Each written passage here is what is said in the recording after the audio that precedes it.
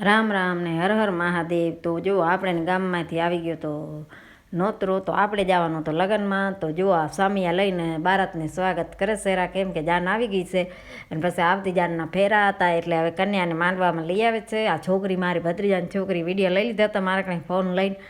અને પછી જો આપણે છોકરી આવી ગઈ છે માંડવામાં. અને અત્યારે તો 14 તારીખ સુધી તો લગ્ન થશે કેમ કે 14 તારીખ વાહે કમુતા બેસી જશે એટલે વાહે તો વળી વૈશાખ અને ચૈત્ર તેરે લગ્ન થશે. પછી લગ્ન અત્યારે નહીં થાય. અને પછી આપણે આવી ગયા જમવાનું બોલાય એટલે.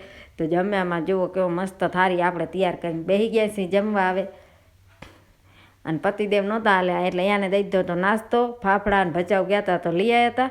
તો એ તો નાસ્તો કરે છે ને ઘરે જઈને તો જમી લીધો હતો. ભચાઉથી લઈ આવ્યા હતા નાસ્તો આવો બટેકા ભૂંગળા ને એવો. અને પછી મારો ભાણેજ રહ્યો એ સોફો સાફ હમાઈ કરે છે. સોફો બગડી ગયો હતો, તૂટી ગયો હતો. તો એ કે લે હું હમું કરી નાખ્યો એટલે ડ્રીલું બીલું લઈને હમું કરે છે ને. પછી અમારા પોપટનો પણ પતરો તૂટી ગયો હતો તો એ બીજો પતરો નાખે છે કે આ પતરો તૂટી ગયો છે તો મીઠું લાગી જશે એટલે કાઢી નાખ્યો ને બીજો નાખી દીધો. જો આ અમારો ભાણેજે હમું કરી નાખ્યો છે. અને પછી મીઠું ભાઈને મેં મરચો દઈને બહાર બેહાડ્યો તો એ મારા સામે બોલે છે. હું કહું છું ને મીઠું મીઠું તો માં કરે છે અને બોલે છે મારા સામે. એને મરચાં દઈએ એટલે એને જબાન ચાલુ થઈ જાય.